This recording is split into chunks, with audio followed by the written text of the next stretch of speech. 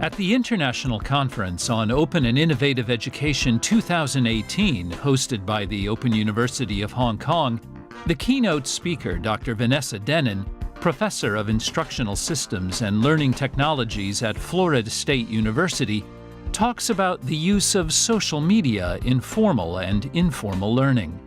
She shares the idea of networked knowledge activities that can be used to facilitate active, purposeful learning, and suggests how teachers can implement social media in classes successfully and ethically. This world of social media, we're all on there all the time. We walk around looking into our phones. It's really pervasive throughout our lives. But a question that we have is, what role really should all of this play in learning? And I tell people when they talk about using social media for education that what they need to do is to shift into the social media mindset. But first you have to know what that means. One of the reactions that I frequently get from people when I say, oh, I focus on social media and forms of learning, is I'm not putting my class on Facebook. And I say, I didn't ask you to do that, did I? Or I hear, I don't care what my students are eating for dinner. I didn't ask you to care about that, did I? So what are we not talking about with the social media learning mindset? Okay, we're not talking about the endless memes and the cats of the internet. We're not talking about the endless YouTube videos where people are getting subscription boxes and opening them up, or my vacation selfies, or that would be one of my sister's breakfasts on Instagram. Why she needed to post her breakfast, I don't know, but she did. And this is part of everyday life that we do, and this obviously is not part of that learning experience. So what is social media and learning? A lot of people say, oh, I'm going to use social media in my class because my students will find it motivating, or because everybody else is doing this, so I should be doing it. These are not necessarily good ideas, and that's part of what I'm going to be talking about today. A lot of people decide that they're going to use it as an alternate to the learning management system that they have in place, whether that's Moodle or Canvas or Blackboard or any of the others that are out there. Is social media a way to enhance what's in our textbook? Well, it might be, but we do have one fear then, which is, will our students find accurate information? That is something that we need to think about. And is it a meaningful way to engage our students in critical thinking skills? Again, it might be, depending on how we use it. So these are all things for us to keep in mind, questions for us to ask ourselves as we're getting into this social media and learning mindset. Now, let me tell you a little bit about the kind of research that I've been doing. I've been going at this problem from multiple angles. I have been doing an ethnographic study in a high school, talking to teenagers. They're the experts, right? So I've been talking to the experts about their social media worlds and the way that they use the tools and how it supports or doesn't support their learning and what they want and don't want. And I've been talking to college students about the very same thing. I have also been surveying college students to find out some of their feelings about privacy issues and the kinds of knowledge that they're encountering online, the whole fake news phenomenon, the types of networks that they're building, how these tools are really woven into their lives. And I have been studying a number of classrooms in which social media activities have been integrated to see what is happening with those activities. And across all of these studies, what I've been learning is students are much more concerned about privacy and context collapse than you might have thought. If you're unfamiliar with the term context collapse, it's that idea when parts of your world that you usually keep separate collide with each other. It's just a very fancy term for that day that I went to the gym and I was all sweaty in my workout clothes and I stopped at the shopping mall to pick up one thing and I ran into my dean. That was negative context collapse on that day. On a tool like Facebook, it's very easy for that context collapse to happen because your grandmother, your best friend, your worst enemy, your office mate, all of those people are supposed to be in there together as your so-called friends, right? So they're all going to see each other. I have learned some fascinating things that teenagers are doing to promote informal learning, both to support what's happening in the classroom as well as to support their own personal interests and agendas. Things that you might not think that teenagers were doing when they have their nose stuck down in their phone like that. And they didn't even realize that they were using social media to do these things. They're largely not sure what it would be like to use these tools in the classroom, and they're not sure that they want to. So for as many times as I see a study that says we're using Facebook in the classroom and everybody loves it, well, I've talked to the students where I'm not their instructor and I'm not researching that direct use of Facebook in the classroom, and a lot of them say, I wanted to be polite, I didn't feel comfortable, or I couldn't participate in my class because I wasn't comfortable doing it. So we may put our students in an uncomfortable dilemma when we make choices about using certain tools in the classroom. Seeing that students really could use guidance at these bridging points. And by bridging points, I'm referring to when they make that transition from their high school education into their college education. And again, when they make the transition from their college education into the so-called real world. So we think that this is expertise, that they can do everything and you swipe left and right and up and down, and I'm lost with all of the swipes and swipe a million times before I find the right way, but they know how to do that. But they're only the experts at doing those particular things. They're totally confused by how all of you use these tools to network with your colleagues. They're totally confused by how all of you use these tools to appropriately crowdsource an answer to your problems. This is something that we could have the opportunity to teach to these students and make the transition a little bit smoother for them. Most of them learn by their mistakes, and they feel quite uncomfortable about that. The other thing is, and this ties into the whole OER movement, they want to have free online learning materials and they want multimedia learning materials. And if we don't provide this to them, and if we don't help them learn how to vet these materials for quality, they are going to access them anyway, and they're going to share them with their friends anyway. And so they might just be spreading the misperceptions that we worry about if we don't get involved as instructors in part of this learning experience. So where is the research? I did a search of the Social Science Citation Index for social media and education. It pulls up 4,011 records. 985 of those, so only about a quarter of them, have the primary designation under the education and educational research category. And 3/4 of the research does not have education and ed research as its primary classification. Some of these other areas, nursing, business, psychology, management, medical informatics, it's not just the education people who are doing this and writing about this. There are a lot of other people who are doing the same things.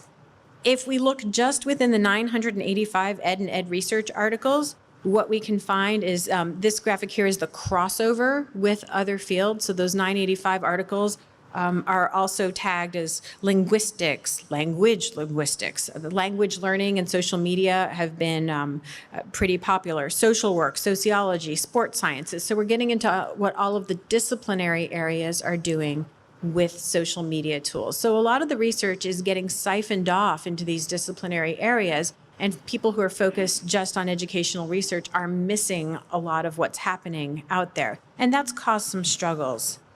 In the publication trends, you can see it's been almost steadily going upwards over the years with a little bit of a bobble down, and 2018 is looking like it's going to be another pretty high year for publishing articles in this area.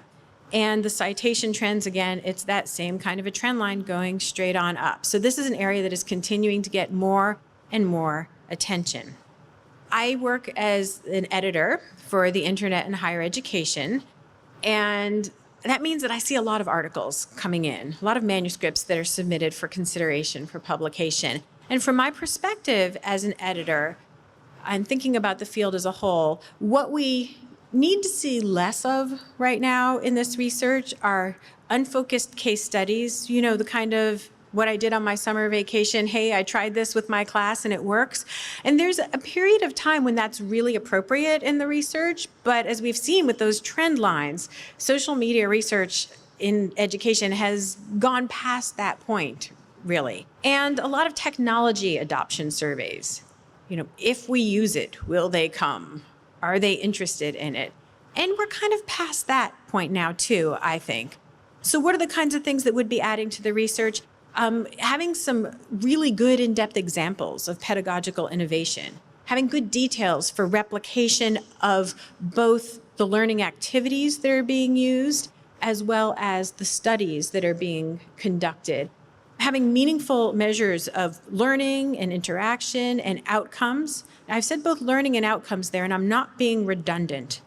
Sometimes the outcome is the learning that we wanted to happen and measuring our own learning objectives, but there can be other outcomes that we haven't considered. And so being able to measure and account for those is much more important at this point than just getting into student perceptions. Did they like the activity or did they not like the activity? No, what can they really do now that they've gone through this learning activity? What new skills have they developed? How is this meaningful in their lives? And so we want to consider in a longitudinal sense these skills and where they're going to go on with them. Have we helped to support their information literacy skills? Have we supported their lifelong learning skills by showing them ways that they can effectively engage in informal learning in their online networks? And this is currently an area that we're not doing very well in education. I would love, as an editor, to see more articles submitted, more studies done in these areas. What do I see that's happening in practice? I see a lot of people using social media as a broadcast medium. This is how I'm going to give announcements to my class. That's fine, but it's not really social then. It's just using a social media tool to accomplish a very traditional one-way communication. Or I see a lot of social media used as a rather unmotivated add-on, interestingly enough, sometimes in the name of motivating the students. We'll start up a Twitter feed and students can post questions to there. There's no real direction for that activity. There's no clear purpose. We don't know how it ties to the learning outcomes, and it may not go so well. Or, like I said before, a replacement for the learning management system. And the learning management systems we all complain about them, but they're pretty good about what they do and what they were built to do. And they're often much better at those administrative functions than any tool. Even getting people into a Facebook group and you have all sorts of users, the Facebook algorithm moves the messages all around. It's hard to find things again. Is that really pedagogically useful? I often think not.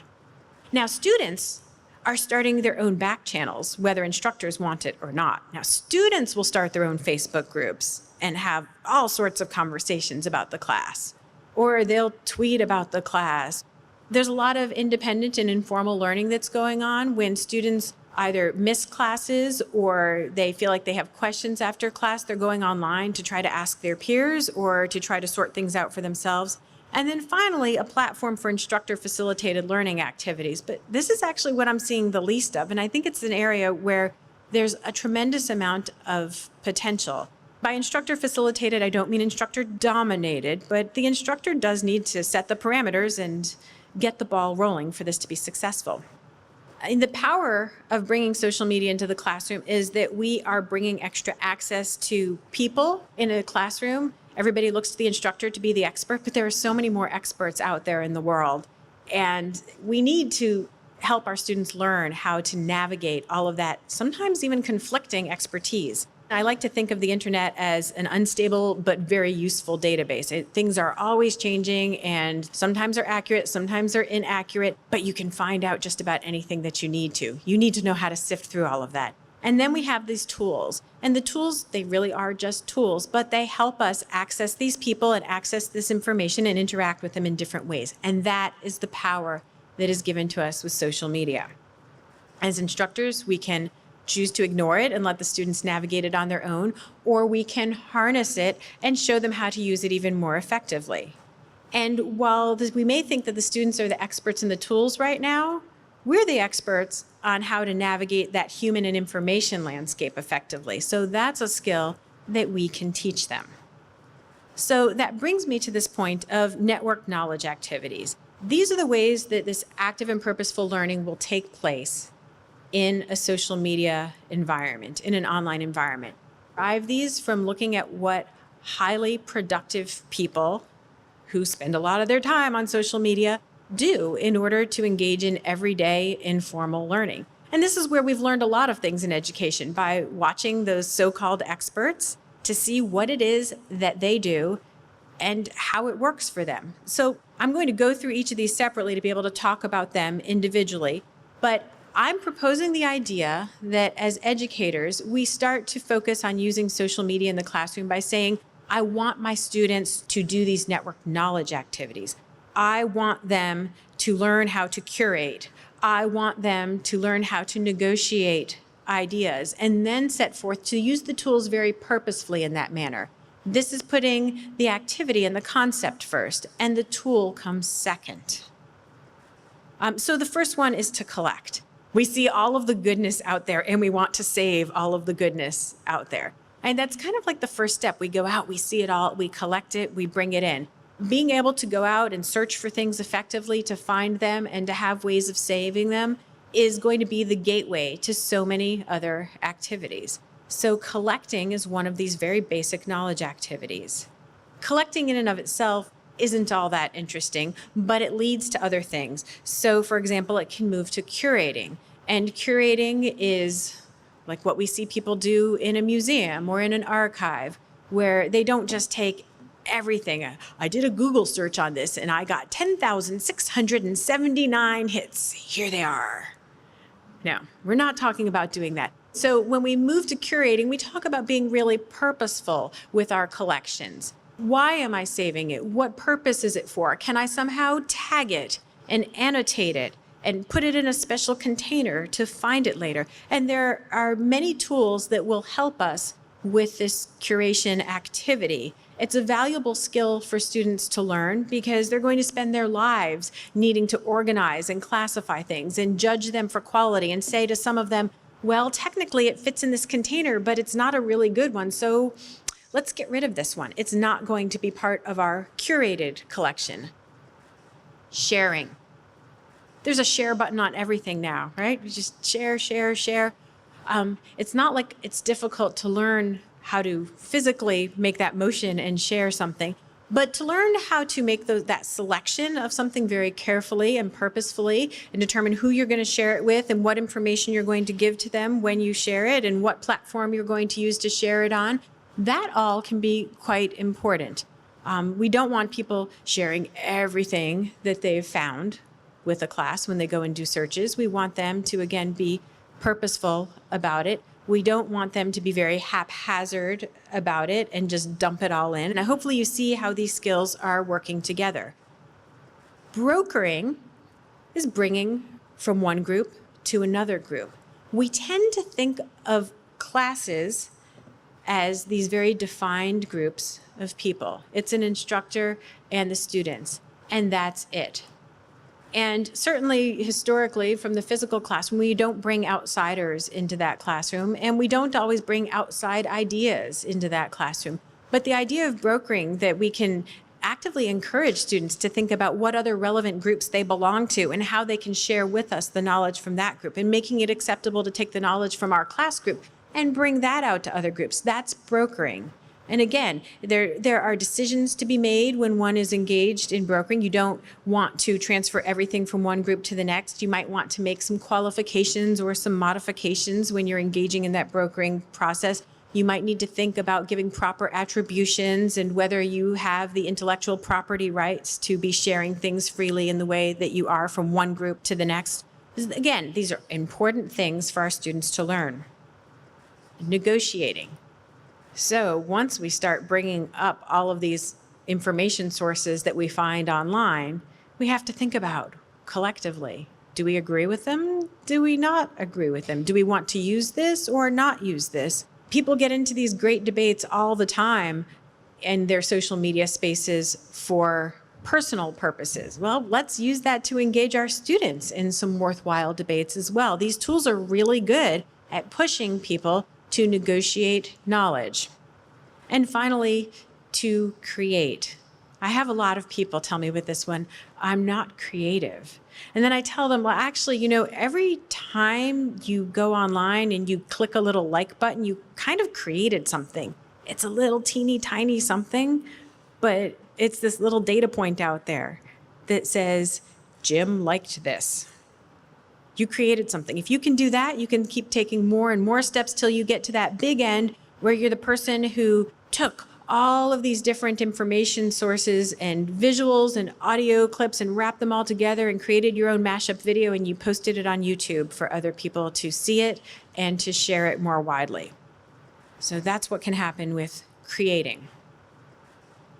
Now, there are pedagogical foundations for all of this. With cognitive information processing, we can think about attention and memory management because we're constantly bombarded with all of this stuff online, and it's kind of overwhelming. This is what my students right now are telling me in our week 2 of our social media class. Like, the fire hose of the internet is faced directly at them. And I say, well, you have to now learn what to pay attention to and how much attention to pay to it. This is an important skill. This helps you as you make decisions about what to collect. As you make decisions about what to collect and you start to curate it as well, you're engaging in a form of memory management and deciding what's going to be stored somewhere else for you. You're starting to develop a sense of schema about these different things. Again, as you tag them and you annotate them, you classify everything. Social constructivism comes right up to the forefront. We see people who are professionals from different places or hobbyists from different places who have some sort of a shared passion, and they do the same activities and they use the same tools. And they engage with each other through these online spaces for the betterment of that practice, whatever it is, even if they're people who might not otherwise meet in real life. In fact, the stranger, the more unusual your hobby is, the better the internet is for you, because you'll find those people you wouldn't find in your everyday life. In the classroom, we turn that into learning communities because we tend to not have authentic communities of practice in the classroom. Or there's the cognitive apprenticeship model, which I'm going to get into on the next slide. If you're not familiar with it, there's actually a more newly proposed, some people call it a learning theory outright. Others have said that it's perhaps a subset of social constructivism called connectivism. So a theory of learning that's based on all these ways that we connect to each other through these online networks that have been facilitated through social media.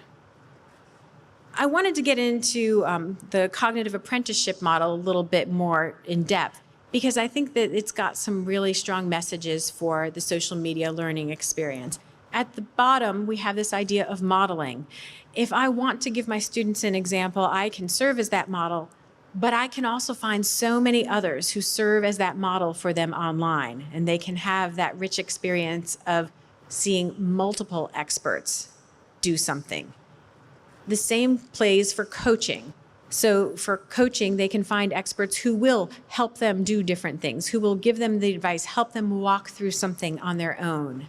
For scaffolding, there are all kinds of supports and tutorials that have been provided out in these environments, and students can build them for each other, share them for each other. Once I've opened the gates to using social media in a structured manner for my students, I find that my students start to model for each other and coach each other and scaffold each other's processes. And the great thing is that the ones who have more subject matter knowledge and the ones who have a greater level of technical expertise and the ones who have a greater social presence and comfort will do it in that realm. And together we pool all of the class expertise and we get stronger.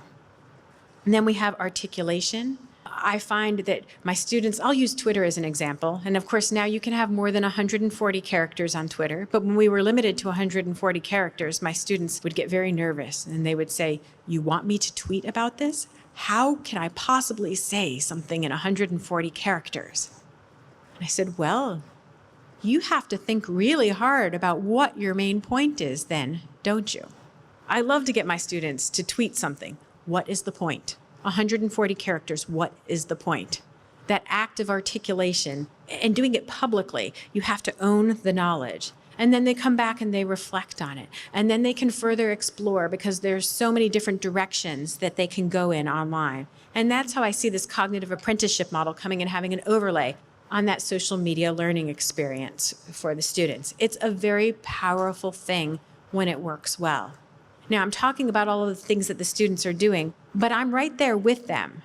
I serve as the first model. I serve as the first coach. I provide the initial scaffolds for them. I show them how somebody would articulate and reflect and explore. I do all of those things very visibly for them, and then they start doing it for each other.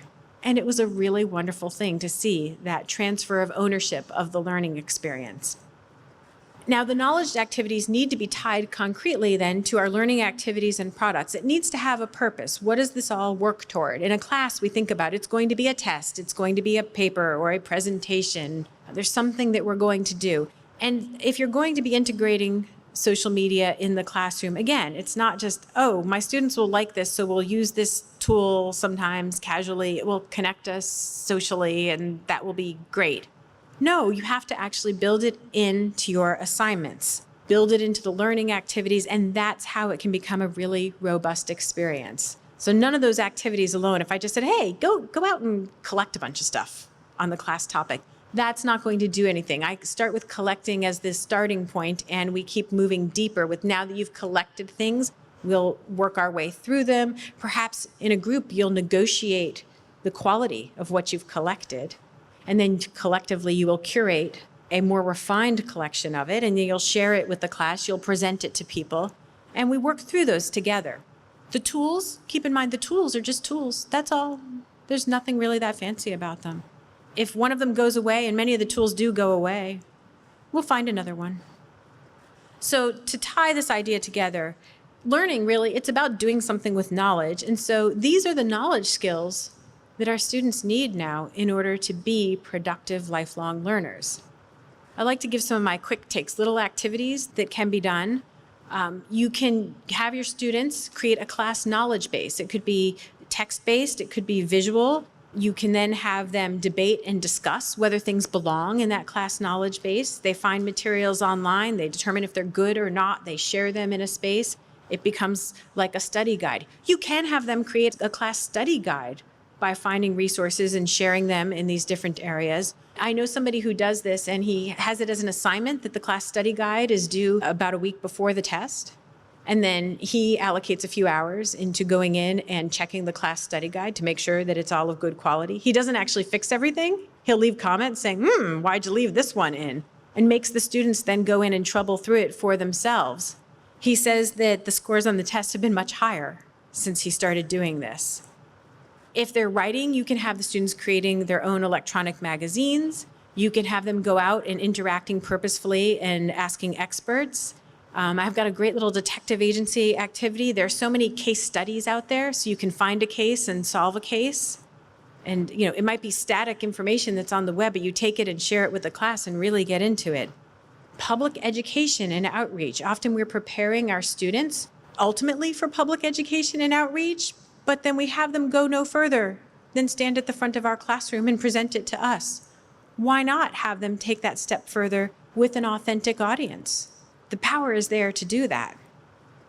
And we can have them developing their professional learning networks, because we don't want their learning to end when they get out of our class. We want them to know how to continue to tap into knowledge and experts in this particular area. Some of the cool tools I wanted to just drop in as a mention that are fun. If you're feeling like, not sure about any of this, I would recommend playing around with a tool called Flipgrid. It lets you record little videos and have video comments, and there are social media-like interactions with it. There are so many activities that you can do with this video-based discussion tool. You can leave it open to the public, or you could close it off to just your class if you wanted to. Another tool that I really love is Digo, which is a social bookmarking and annotation tool. It's free to use. You can apply for an educator account if you want to have an account with some more abilities to it. And you can use it individually. I use it individually all the time. That's how I bookmark, because I can tag everything, which means I can go back and find it later. But you can also use it in groups to create a group knowledge base. And for everything that's tagged and shared, you can then annotate it and like it and have a discussion about it. So if you have a class topic that relates to current events or has a lot of material online, this is a great tool for you to use to start to bring your students together. And I think people forget about blogs these days. The heyday of the blogs is 2004, 2005, 2006. But there's still a really wonderful online publishing tool, for reflective journals or having students write commentary on what they've been reading or current events or keeping newsletters. They're really easy for students to use and then publish something. What I have discovered with using blogs is that it shifts this sense of ownership of space. So when I ask my students to post things or talk about things in my learning management system on the discussion forum, do you know who owns that space? Me. And who does everybody talk to? Me. When I have my students keep blogs, it takes a few days, and then they start to take ownership of their space, and they realize it's what they want to say, and they have a voice, and they're learning how to be those leaders in an online environment. It's a really powerful experience for them. And of course, there are always some who say, and I learned I never want to blog again because I'm terrified of doing this and I have absolutely nothing to say, but I can do it if I absolutely have to. And that's part of who we are. There are going to be people who have that experience. I'd like to close out with my top tips for the successful and ethical use of social media in higher education. I think it's really important that we think about these things. So the first one, not always a popular one, but I say forget about Facebook. What I learned from surveying students is that, at least in the US, about 5 to 10% in any study that I've done are not Facebook users because they have a real objection to being on Facebook. Furthermore, they're really concerned about context collapse. Even if we siphon them off into groups and they're not going to be interacting with their classmates on their regular profiles, they don't necessarily like it. If I tell them, well, don't sign up under your real name or get a second account, I'm actually asking them to violate Facebook's terms of service, which is an ethical dilemma and something I don't think I should be doing as an instructor. There are so many other tools out there. You don't really need Facebook. And for that matter, who really, on a Saturday night when you're out having fun with your friends, and I mean all of you too, wants to open up Facebook to post a photo and see, reminder, your papers are due Monday at 9 a.m. in their feed? No, you don't want to see that. So let's forget about Facebook. Don't replicate the learning management system. If what you want to do can be done in your learning management system and your students know how to use the tool and they're comfortable with it, stick with it. It works. It's not broken. Don't fix a problem that doesn't exist. Get into the mindset. If you're going to use this, then don't just use it as a broadcast medium. Yes, you could keep a blog and you could tweet, or you can post announcements in Blackboard and send emails to your students. It serves the same exact function. Don't make them go somewhere else for those messages. Get in the mindset and think about, how can I give my students voice in this medium, and how can I help them learn how to be lifelong learners in this area? Start with the activity, not with the tool. This is a hard one for a lot of us. We're like, I just learned a new tool. I want to use my new tool. Not always the right idea. So what activity, what knowledge activity do we want our students to be engaged in? And then go with that. Think about your tacit learning objectives. I have a lot of them that are around information literacy and lifelong learning skills, and then I figure out how to further support those in my activities.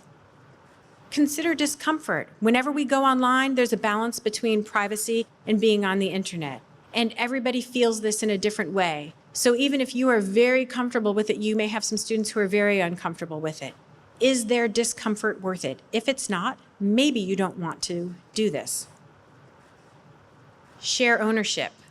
If you're going to move into a social media environment with your learners, give them the opportunity to shape what you are doing. Don't hand it over entirely. You're still in charge, but let them have part of the ownership. Talk about authorship and intellectual property, because these become tremendous issues that we're faced with when we go online. When we share things, are we telling people where it came from? Do we know who originally wrote this piece? When we put our own things out there and share them, are we leaving some sort of breadcrumbs back to us so people will know? Don't disrupt the ecosystem. So don't send a whole class out into the world asking questions of everybody where they're going to get negative reactions. This used to happen on listservs all the time. I was on education listservs, and somebody would come on and say, hi, I'm taking a class and my professor said we're supposed to learn about constructivism. Can anybody tell me anything about constructivism? And then you would see 10 messages to the listserv that said unsubscribe, and then some angry person saying, who's putting their students out here? Don't disrupt the ecosystem. Teach your students how to be responsible. Again, it's the tacit objectives and lifelong learning. Track the activity. There are analytics, right? There are analytics tied to all of this, so you can find out who's doing what and how much of it they're doing, and you can report it in your annual review. So pay attention to those things. And finally, have fun with it. Because if we're not enjoying this somewhat, then why bother doing it? So thank you.